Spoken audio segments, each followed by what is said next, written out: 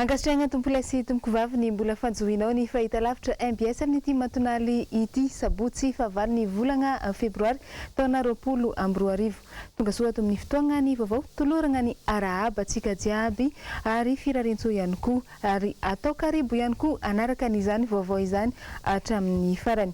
Araka ny hitantsika tagnatin'ny lohateny vaovao teo dia mbola mitana isan'ny malagasy maro ankehitriny ny makasika ny zavanisy nitranga tamin'ny daty ny fafito ny volana Febroary taona 2024. Nisy ny fanadihadiana manokana izay nataony Germaine Menjanahary manodidina an'izay daty malaza izay. Andeha hoarantsika avy hatrany eo amin'ny sary sy rindratsary Prancy. Raha 7 Febroary tantara mipetraka ho an'ny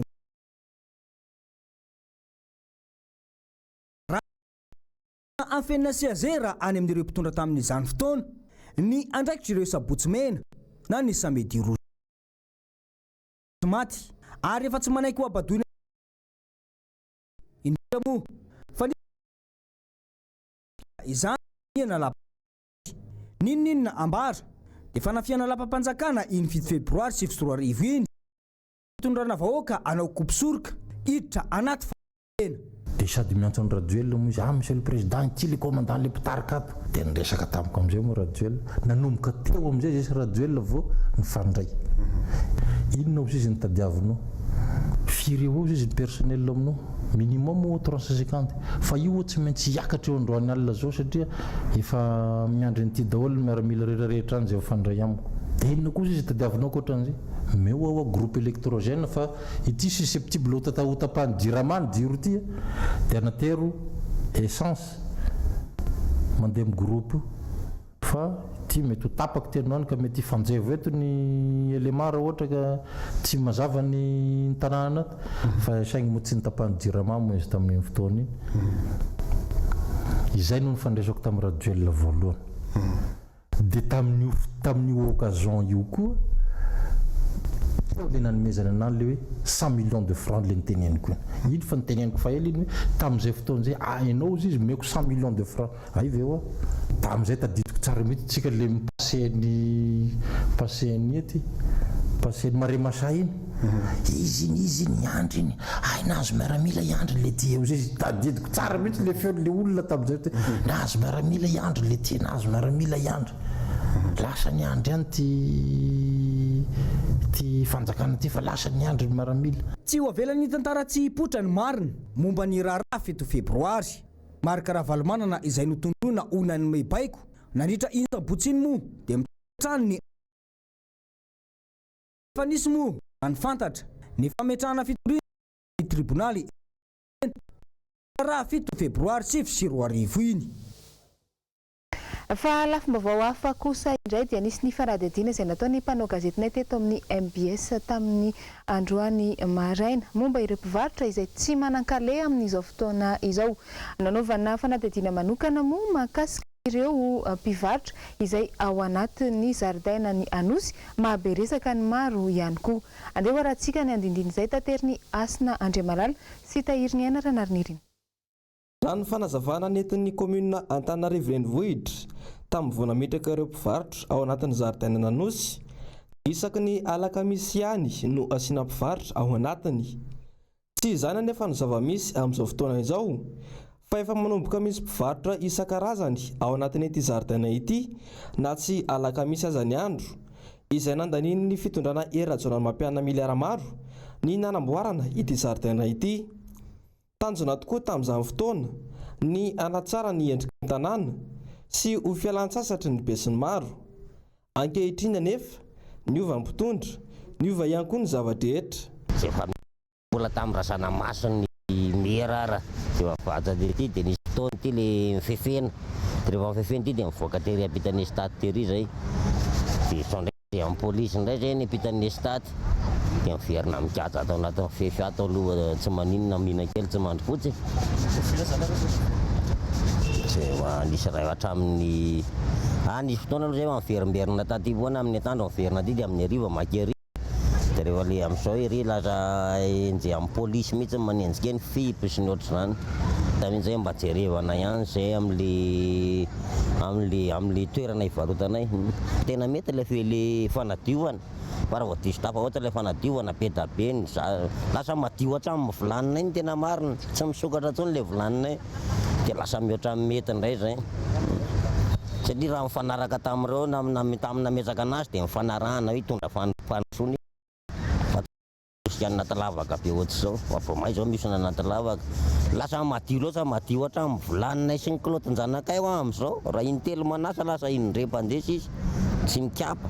Etaetanay zany mba jerevana maikamaika le izy fa vao may mirendrika raha zao be ny atoreny amoron-dalana raha zao fa reo mpivarotra reo ngeny akabetsahany ka mandova trano tsy malova ngany tompo-trano mahalala an'izany hoe ka aloha mbola miandry kely ny eo an-trano fa mbola tsy milama ny tsenanay ositra rehefa tsy malava dia vao may ampikoroso zao zavatra zao raha tsy jerevany solution aingana. Tsy ireo mpivarotra majinika ihany no tonga ato anatin'ny zaridaina nanosy fa efa lasa toerana fanaovana bizina ihany koa satria misy fikambanana iray ikarakara tsena be ato anatin'ny zaridaina nanosy noho ny fetin'ny mpifankatia izay aharitra andro maro. Fa vaovao mahakasika ny lafiny sosialy kosa dia mijoro ny fikambanana tsy miankina iray izay mikolokolo sy manabe an'ireo zaza trapa sembanana ara-tsaina sy ara-batana. Tanjon'izy ireo moa ny hanampy ny ray aman-drenin'ireo zaza tratran'izay olana izay. Asin'Andriamalala trano mitatitra ny vaovao eo amin'ny sariny Manora Andriamalala. Olana lehibe tsy ahafahan'ireo zaza manana fahasembanana tsy hitovy amin'ny zaza rehetra ny fitazoman'ny ray aman-dreniny azy ao an-tokantranony. Tsy afaka miveratra toy ny zaza rehetra ireo zaza ireo noho ny fahalaina ny mpitaiza azy. Ity fikambanana SPCI ity zao dia miezaka mifanakalo hevitra amin'ireo ray aman-dreniny zaza izay manana fahasembanana kanefa olana lehibe tena sedrain'izy ireo ny fahavitsiny sekoly manokana mampianatra ireo zaza manana fahasembanana. Vitsivitsy le etsibolo zao nefa mba mandray ny akamaroan'ny ankizinay. Ny zanako zao any amin'le école ny Rimampera katolika eny Antsofinondro no mandray azy. Misy école ao maison de charité Padre Pius zay zao any zao mandray ankizy sembana. Tanjon'ity fikambanana ity ny ananan'ireo zaza manana fahasembanana ireo zo feno amin'ny maha-olombelona azy. Vaovao mahakasika ny fahasalamana kosa dia zava-dehibe ny fanaovam-baksin'ny zaza amin'izao fotoana izao mba hiarovana azy ireo amin'ny aretina maro isan-karazany. Nisokatra tamin'ny alakamisy teo ary ny fitoerana iray fanaovam-baksiny eny anivon'ny hôpitaly Bevelantanana. Mitatitra n'izay vaovao izay indrindra ary Ravorazafy Mahenina sy Tahiriny Aina Ranariny. Zaza 300 isa isam-bolana no azo tombotsoa amin'ny fanaovam-bakisiny ato amin'ny centre ami de la vaccination eto amin'ny hôpitaly Bevelantanana. Zaza marary no miditra ato, marary mafy mila fidirina hôpitaly. Dia ny antom-pisity centre de vaccination ity zany hoe raha mbola tsy nahavita ara-potoana ilay zaza niditra aty hoe tokony ianao dia rattrapage vaccinal zany atao aty nefa tsy manan'ilay ankizy le ray aman-dreny hitondra zana makaty manohy vaksiny satria ilay zana fanjakana dia ny hahavitany vaksiny zaza rehetrarehetra.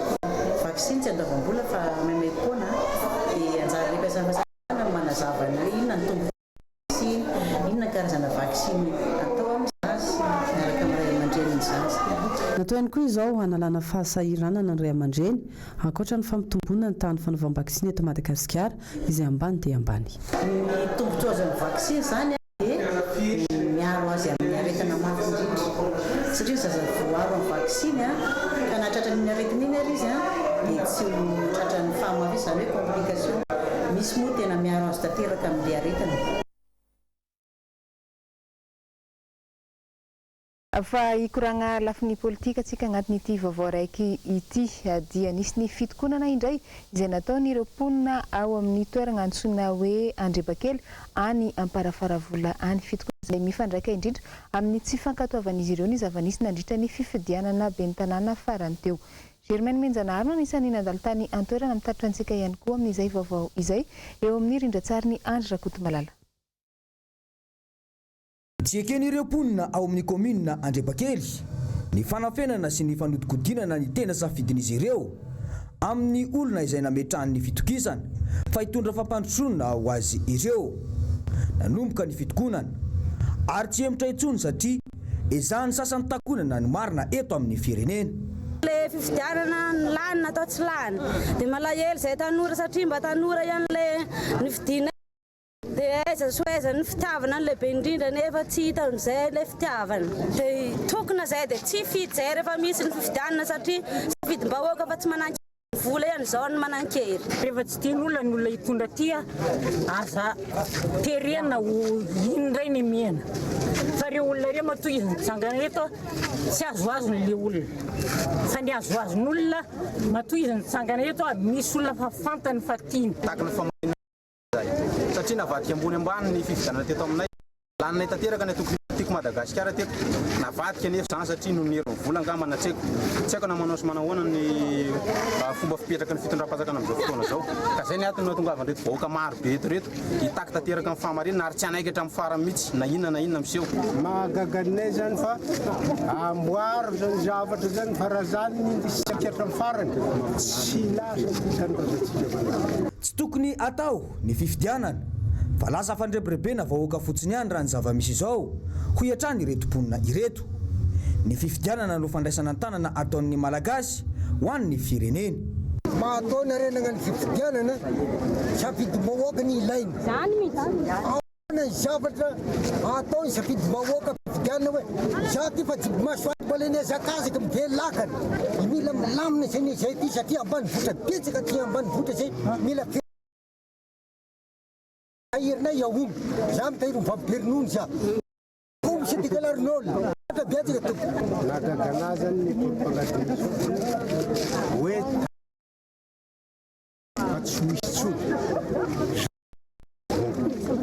kamanay vahoaka zany satria zahay raha fanasena ny fidy olona tianay ososena le zombahoaka fa raha ohatra ka efa zao ihany ny atao amin'ny fitondram-panjakana tokony tsy adalaina le vahoaka isidy fa tonga dia avy hatrany dia tendrena le olona zay latsaka be ny tanàna simba le kolotsaina malagasy simba le rindram-piarahamonina simba daholo be dia be zavatra potehan'izy io mba alao mba handeha amin'le safidy normal mba neken'ny vahoaka le izy. Fa impody eto Antananarivo tsika anatin'ity vaovao raiky ity tonga nijery anireo traboina teny anivon'ny fokotany Manjanahary Deuxaine nisy olom-bavam-bahoaka ny Madagasikara tao amin'ny boriboritany fahadimy tamin'ny omaly ariva. Tsy vitany nijery fotsiny sy nandalo izy ireo fa sady nanolotra fampahirezana sy ny fanampiana ihany koa ho an'ireto traboina ireto. Voarantsika ny akon'izay eo amin'ny sariny Tokira Marolahy. Vary tamin'ny gony no nozaraina tamin'ireo fianakaviana maromaro izay tsy manan-kelofana no nilozany hiatra tamin'izy ireo. Tanana ndesy ny solom-bavam-bahoaka ny Madagasikara voafidy tao amin'ny boriboritany fahadimy tamin'ny alalan'ny Antokotima izy ity. Miarabantsika rehetra ianareo traboina moa zany tsy maty foamanaina aloha voalohany indrindra dia mampahery anareo satria very fananana araka ny tenin'ny président Fokotany isaorana azy nanaiky niarany karakara zao zavatra tsotsotra miaraka amin'reto namana araka ny teny teo avy amin'ity Madagasikara ity amin'ny boriboritany fahadimy izahay tsy sanatria resaka politika fa noho ny samy malagasy atsika na tsy ary maharary izahay nandrefa traboiny ianareo tsy ho lava resaka satria tsy resaka politika ty araka ny teniko teo fa hoe matsiaro misy ny mpiaramonina tsika tsy samy ety amin'ny boriboritany traboina dia mitondra araka ny teniny kely zay vao tsy rambony tanany izahay tsy havita taona tsy havita volana akory ny zavatra nentinay fa miezaka izahay mitondra zay tratranay fotsiny mba anampiana atsika fo za hoe raha mbola araka ny fiteny hoe raha mbola isika ny farany dia tsy foana ny fanantenantsika fa fandrinanareo dia hoe mba anarina farazy aingana dia ho hitantsika hoe izay fanampiana arak'izay tratriny raika dia mampaherana rehetrarehetra. Manampy ireo vahoaka traboina ny fihetsika tahaka izao, hoy ny lehibe ny fokontany ao Anjanahary Deuxaine, izay nitondra ny teny fisaorana ny solitena ireo mponina tratra ny fahamaizan'ny trano. Sotsambeto solitena hanjakana izay avy namana daholo izy hitondra ny voatsirambony tanana mba ho fanampianantsika satria raha nahena izy hoe mainy tanana teto amintsika dia atonga izy hitondra zay fanampiana avany aminy. Marobe no fahavoazana nahazo ireto mponina ireto. Anisan'izany ity renim-pianakaviana iray izay manana ny zafiny mianatra eny amin'ny anjerimanontolo. Isan'ny tsy nisy raisina nandritra ny fahamaizana ny momba ny fitaovam-pianarany zafiny io. Azo atao ny miara-mitady vahaolana ho fanampiana ireo mponina mai-trano amin'ny fanarenana, hoy ny solombavam-bahoaka ny Madagasikara, Andriamatoa Fetra Razafitsimialina. Vaovao ny serasera sy ny asa fanaovan-gazety kosa dia ny ao natetsy anosy tamin'ity androany ity ireo manangy izay miasa eo amin'ny sehatra ny asa fanaovan-gazety. Nisy ny etsika lehibe izay niaonan'izy ireo mba ahafahana manamafy ny fiara-miasa na dia voafehan'ny fehi-kevitra voiziny orinasan-gazety isan-karazany avy aza izy ireo. Teny an-toerana nanangona izay vaovao izay Asin'Andriamalala sy Tahiriniana Ranariniry. Maro tokoa ny vehivavy malagasy miantsehatra amin'ny asa fanaovan-gazety eto Madagasikara. Asa tsy mora ary tena mila fitiavana ny asa fanaovan-gazety, kanefa ny vehivavy dia tsy mihena ndamita amin'ireo mpanao gazety lehilahy. Anomboka andray ny toerany eo amin'ny asa fitantanana ny asa fanaovan-gazety izy ireo ary atombony ao anatin'ny holavitry ny mpanao gazety izay hiatrika fifidianana tsy ho ela. Izay vehivavy mpanao gazety manana kandidato atolotra ny eo amin'ny poste mbola tsy fantatra hoe présidence sa ino fa hanolotra kandidaty zay ary tsiray anatin'ny barahoan'ny ordre des journalistes de Madagascar. Formation base voalohany indrindra hoe professionnel amin'ny femme journaliste maha modèle tsika vehivavy rehetra zany hoe amin'ny fanaovan-gazety tsy homey izany io fa tena hoe mijoro anatin'ny fiarahamonina amin'ny femme journaliste zany ka vehivavy zany ka mahavita zay ny tena hoe tanjona. Dia misy formation dia misy fandraisana anjara amin'ny fanampiana fiarahamonina. Ny programme moa zany rehefa avy eo vao tena ho présentena fa amin'ny ankapobeny hanampy ny sahirana dia misy formation atao, misy voyage de presse atao dia le teneniko hoe mijoro mandray andraikitra ho anatin'ny ordre des journalistes de Madagascar. Dia misy activité ihany koa hiantsonana antsika ankoatr'izay dia ireny lasatra hoe plus tsika zany fa ny programme de base eo amin'ny efatra eo isan-taona. Notontosaina androany moa ny fiarabana noho ny fahatratrarana ny taom-baovao teo amin'ireo mpanao gazety vehivavy tetsy amin'ny coup d'état anosy.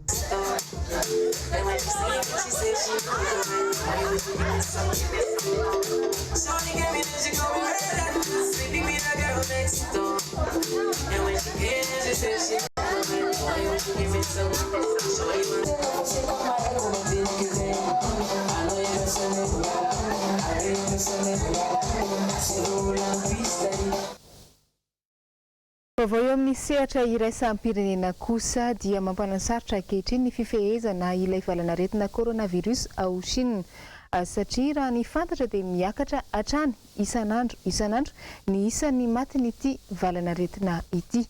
Andeha arahantsika ny tatitra izay vaovao izay eo amin'ny rindrantsary ny Andry Rakotomalala tanteriny Germaine Menjanary.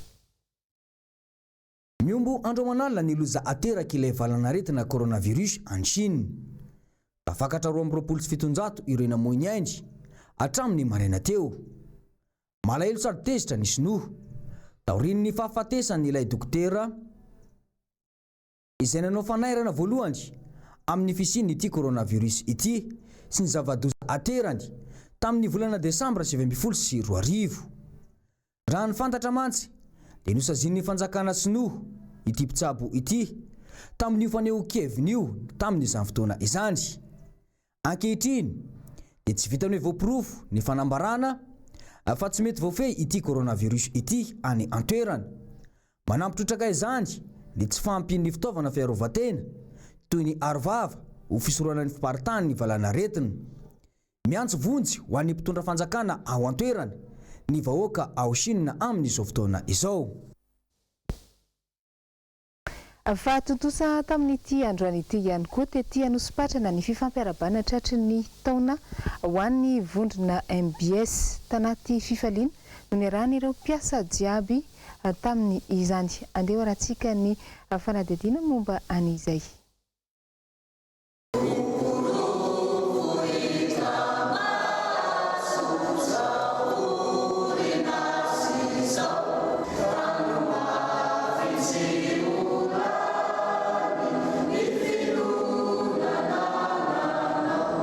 Izany ny hira faneva maneho ny fahavononana anoho ny asa fampandrosoana ny orinasa, ny mpiarabelona sy ny firenena. Izany no re nanakoako tety Anosipatrana androany.